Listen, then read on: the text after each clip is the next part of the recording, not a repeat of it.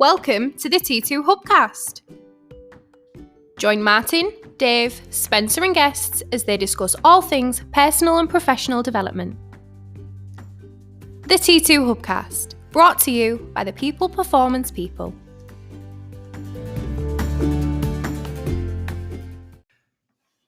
So welcome to the T2 Hubcast with me, Martin Johnson. And me, Dave Pendleton. Dave, welcome back. Thank you very much. I say welcome back because you've been on your jollies. Well, kind of jollies, I guess. Yeah. He's saying that through jet-lagged teeth. Yeah, Dave's been out to Costa Rica last week. Literally a flying visit, but you went out for 4 days. 3 days of delivery. Yeah, 5 days, yeah. Yeah, 5-day turnaround, but 3 days of delivery with our good friends out in Costa Rica, Global PLC, doing some leadership work. And how did you find it, Dave? Amazing. Yeah. Culturally quite different to what we're used to in this country. Much more relaxed in lots of different ways. Yeah. Getting about the place is probably more chaotic than it is here, but people are just a lot more relaxed about it. Yeah. You know, people stand in queues, but they're much more relaxed about it. It just seems to be a lot less aggravation, I guess, in the world. But then when you live an outdoor lifestyle where it's 25, 26 degrees pretty much constantly all year, you know, and the only thing you've got to contend with is a bit of warm rain every now and then. Exactly. Yeah, why not, eh? Yeah, the life of living in South America, eh? So welcome back, Dave. And for your first time back in the Hubcast room, I wanted to record a particular Hubcast that I think will stand alone on the Hub and help people deploy the sales competency framework, or it will form part of a playbook in terms of how you get started from an implementation perspective. Sure. So this Hubcast is going to be on the sales competency framework that is available on the Hub and that we provide here at Trans2 Performance. Just as an introduction, a sales competency framework is exactly that. It is a toolkit and a framework to be able to hire, measure, and develop your salespeople based on 16 universal competencies of great sales people, and it's across 4 categories, and it allows you to be consistent and clear with what you expect from your salespeople from an inputs perspective. And that's what a competency framework is, isn't it, Dave? So what I want to focus on here, Dave, is asking you a few questions, you know, as the co-creator of the sales competency framework. I want to ask you a few questions around what's the best way to get started. Yet we know what one is. We now understand the 4 categories or the 16 universal competencies. But how do we get started? How do we roll this out? How do we get buy-in and traction in the organization? How do we measure and review it on an ongoing basis to ensure that it's actually delivering for us, delivering results? Does that make sense? Yeah, absolutely does, sure. And it's the questions that we get asked, I guess, before we get to implementation, when a business says, listen, we really like it, we love it, we get it, but how? How? Yeah, because we've done a million of these things before and they soon fizzle out. And if you don't get the buy-in and the manager's not using them correctly, et cetera, and it's a valid question. 100%. Yeah. So, okay. So assuming that we understand the sales competency framework or any competency framework, we know the different categories and we know the the various competencies within it. What's the best way to get started? How do you kick off the whole program of deploying a competency framework in your organization? Well, I think absolutely the very first thing we've got to do is to communicate what exactly we're going to do and why exactly we're going to do it. And I mean, you know, searching back 18 months, almost 2 years when we first originally came up with the competency framework, you know, so I say we came up with the original competency framework. The whole point behind it was that from both of our perspectives and experience, salespeople are generally measured on one thing, and that's their number. Yeah. And if they're not quite meeting the number, they're not successful. And quite frequently, sales being a brutal world, people have to move on. Yeah. Because either they feel the pressure and they move on themselves or they get fired.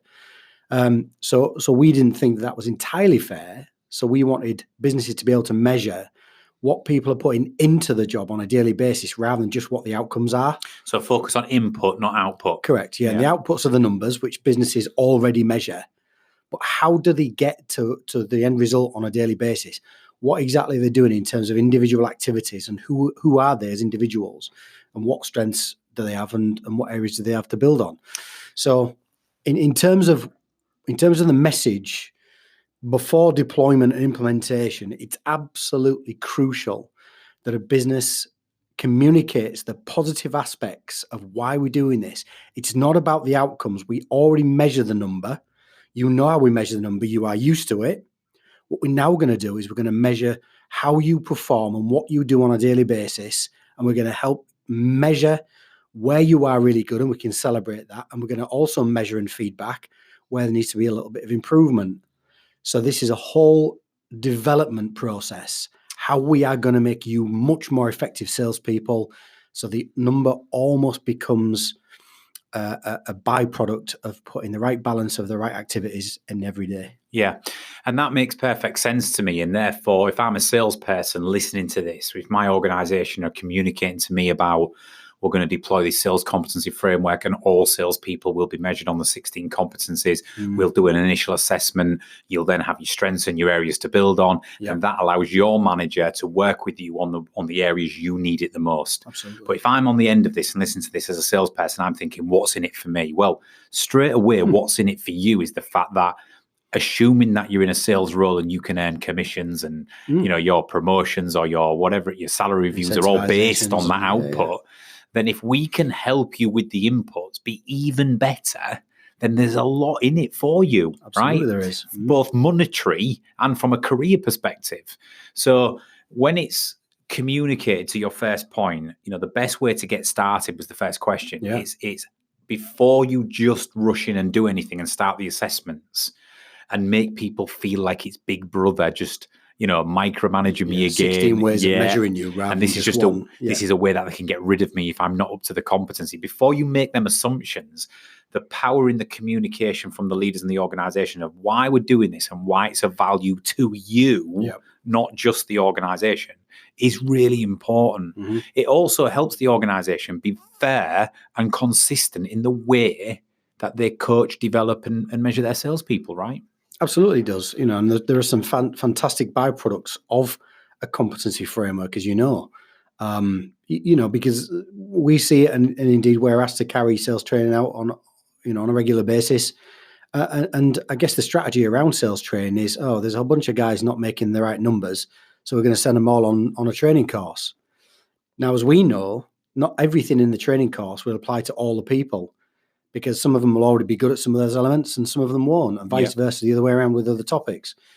So after a business has been measuring their salespeople against a competency framework, the same competencies for the same roles, it gives them a much better idea about people's strengths and areas to build on, so we can train people in a much more strategic and individual way, as opposed to just blanket training people. I love that. So let's say, just to summarize that analogy, you've got 10 salespeople. You carry out the assessment on the sales competency framework across the core 4 categories of skills, traits, knowledge, and process. You score all 10 people on the same 16 competencies. Yep. And what comes out of it at the end is 5 of them are really strong on skills and traits, but are scoring weaker on process and knowledge. 5 might score highly on process and knowledge, but weaker on skills and traits. So you've split the sales group up into 2 groups. Absolutely. So if you was going to send them on training, you'd almost need a training curriculum around increasing, sales and developing traits for these group of people. But on the other group of people, you need actually to upskill them in terms of their knowledge. You need to increase their knowledge, but you also need to get them to adhere to or understand the processes they need to transact better. So you start delivering, to your point, targeted training based on the individual's needs and gap analysis rather than blanket training. Yeah, absolutely. And of course, it can become a lot more cost effective too. Rather than sending 10 people on a full day's sales training course when they don't necessarily need it, some of those can go on a training course and some could stay in-house and do some coaching and mentoring. And they can go on a completely different course a few weeks later. Yeah. Okay, that answers the first question. So just to summarize, what's the best way to get started? In your opinion, the key is communication. Before you rush into deploying any framework, any assessment tool in an organization, it has to be very well prepared. It has to be communicated in a clear way. What's in it for the organization? What's in it for you, the individual? What is the aim of this? And why is it going to benefit you? Why do I need your buy-in for this? Measuring inputs, not outputs. Yeah, actually be more fair to you. Yeah, you know, and giving somebody an needs. explanation, a clear explanation as to why their outputs probably are where they are. Cool. So, second question, who should be the custodians and assessors of a competency framework? I mean, it differs from organization to organization. Yeah. But who should really be championing it, owning it, and carrying it out? Well, the short answer to that is those deemed already competent in the 16 areas. So I guess we would assume that would be a sales manager or sales leader of some sort. Well, that's an interesting answer, Dave, because your stock answer could have been, well, any sales leader, manager, or people who are responsible for the team below them. But that's not the case. No, you feel quite strongly about this. You're going to have more success deploying and working with people on the competency framework if they already can carry out the 16 competencies to a high degree. Correct. Not expert in everything, no, but to a reasonable degree. Yes. Yeah. And that for me, that's not centered around hierarchy. Just because somebody is the most senior sales manager doesn't necessarily mean that they're still really, really competent in all 16 areas. You know, because the less they sell, the more of those skills they may have lost or faded slightly. Quite often your frontline sales team leaders, supervisors, people who are doing the management role, but also still carrying the bag and getting involved, usually are great people. So it should be owned by the higher echelons of leadership, but actually delivered and deployed and worked on by the frontline leaders who are strong in the job and good at management. Yeah, absolutely. I think the difference there is accountability and responsibility. Yeah. The senior guys are accountable for the whole thing, whereas the ones below there are still connected directly to the sales force, are probably the ones who are responsible for carrying out and responsible for the outputs. Love that. Okay, so let's assume then, Dave, that an organization has taken the sales competency framework and they've communicated it effectively as to why we're going to deploy this and why it's going to help us shift the focus to inputs, not outputs. What's in it for each individual, why it will benefit them and help them deliver a better sales figure and earn more money. And they get it. Everybody's enthusiastic. You then offer we do accreditation training for the frontline leaders. So we bring the frontline leaders in to accredit them on how they should deploy it. And now it's time to do your first round of assessments. So you get your first spider diagram and you can see all of your individuals in your team and how they currently stack up against the 16 competencies. It means you've got individual strengths and gap analysis, and we've got a starting point. Okay, so going forward, my next question is this. How often should you repeat the assessment exercise over the course of the year or year on year, which gives the individual a fair and adequate amount of time to improve or work on, and then creates a pattern of improvement or stagnant performance or lack of a decline in a certain competency? How often would you ask frontline leaders to repeat the assessment exercises so we start building a picture of progression? I have the same answer every single time I'm asked this question. And 3 months is the absolute ideal for me. I think it's perfect. Because, quarterly? Yeah. Every quarter, absolutely. I guess it could go along with reviewing sales figures. Some salespeople review every quarter, some every month, but 4 times a year is a minimum, because then that gives us the ability to review. It gives us the ability to plan the time for a start, plan the time when we're going to meet to discuss the competency framework results. It also gives us the opportunity to review the competency framework in a live environment and discuss what the way forward is. And then between then and the next meeting, 3 months after, we should never really set any more than 3 things to achieve. Because, as we know through a little bit of neuroscience, that the human brain works really effectively on 3 things. And 3 months and 3 things is a really great number. And it gives somebody the opportunity to work on those 3 things. It's long enough for somebody to gain some traction in those areas, but it's not too long so that actually they gain some traction, then we don't review it and reflect on it. So actually they revert back to type and go back the other way. I like it. So in 6 months, they've actually made some progress and then lost the progress. Yeah. And we're kind of back in the same place. So monthly is too quick. frequently. It's too frequently. Too frequent. The person hasn't got enough time to improve upon the competency Absolutely. you're asking them to do. Yeah. 6 monthly or yearly is too long. Way too long. And in fact, we'll just, the momentum in terms of committing to the accountability of, I've got 6 months before we review this again, goes away. Yeah. Quarterly says to the individual, I'm going to give you a fair enough time to improve and focus and deploy and work on this competency. But mark my words, we're going to be doing this again in 3 months and I want to see an improvement. So the accountability is still there and the commitment from the recipient side. Yeah. So 4 times a year, and then that should then give you 4 individual assessments that make up one bigger picture. And as people will know, if you look at the competency framework in the hub with T2, is that, you know, you have spider diagrams. So each quarter you pump in the data of how well the person is scoring, and it starts putting a coloured line over a coloured line over a coloured line. So you can see the progression throughout the year. Now, by the end of the year then, Dave, that almost makes up your appraisal. Absolutely. Because you've got that ongoing living process and you're not sat at the end of the year trying to assess a salesperson based on the last 2 months. Yeah. So you've got an ongoing living process. Hey, and listen, as we know, I mean, you probably know more than I do about this. Just because somebody's achieving a sales number doesn't necessarily mean that they are particularly a very good salesperson. They might just have fallen lucky on a couple of really big walk-ins, maybe a couple of really easy opportunities, some low-hanging fruit that really came to fruition. Yeah. They may have been past something that they just took over and saw the rewards of. It doesn't necessarily mean that they're working in a really smart, really proactive, really diligent sales process methodology. Right. You've almost answered my next question, but I want to finish with this question. And this is important, right? Traditionally, salespeople live or die by the sales number. Correct. And do you know what? I say traditionally. In fact, it will always be the case. The sales metric is the ultimate metric, don't get me wrong. But for reasons you've just mentioned, it doesn't, the top salesperson at the end of a year by metric doesn't necessarily mean they've been the best salesperson. It doesn't give us the full picture by a long way. Absolutely.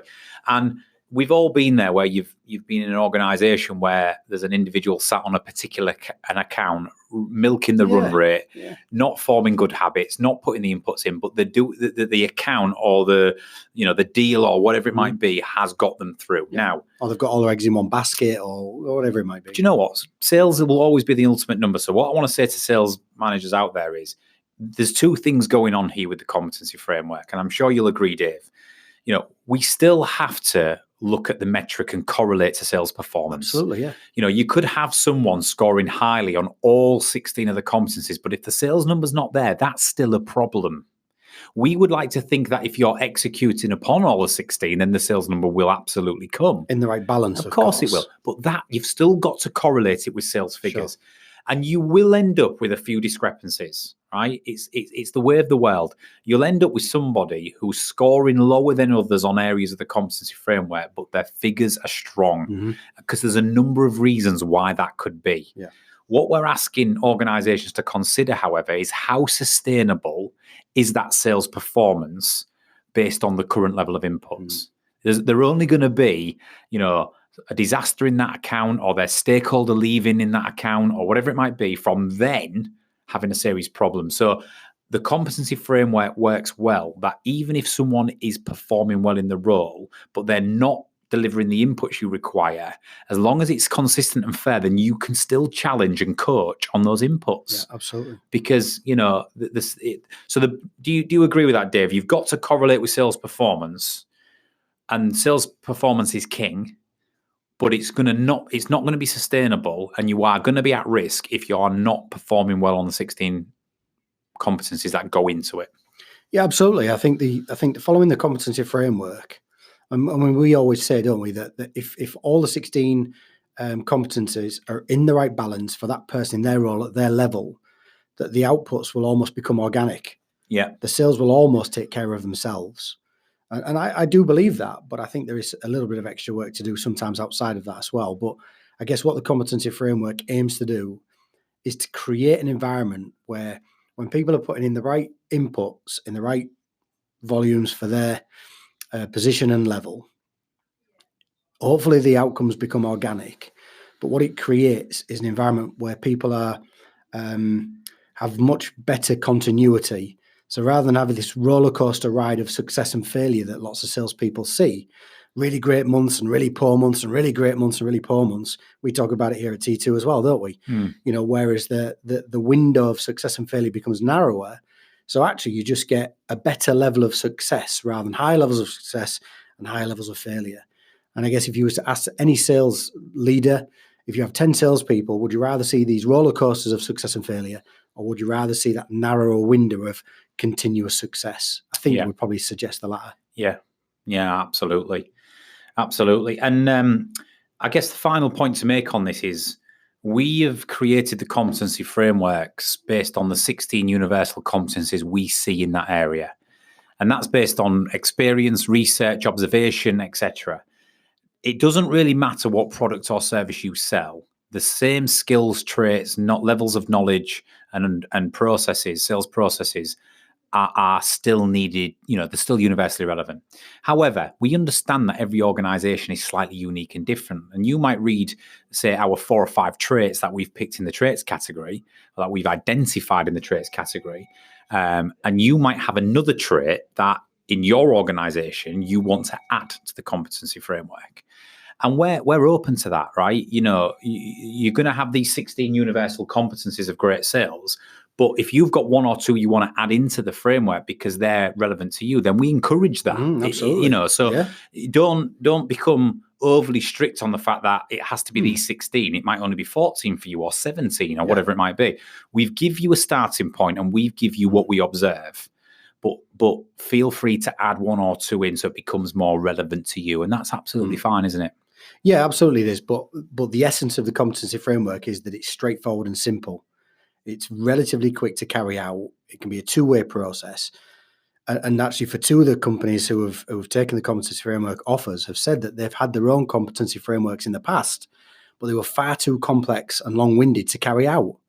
So they still really love the idea of a competency framework and all the things that a framework delivers, but it's got to be straightforward and easy to understand. So don't over-engineer it. Yeah, don't over-engineer it and don't overthink it, because sales is a relatively straightforward job. Well, we've put 2.5 years of work into this, right? We've done all the legwork for you. Exactly. We have canvassed. We have worked with organizations. We've got the descriptors of each of the competencies down to a paragraph. Yep.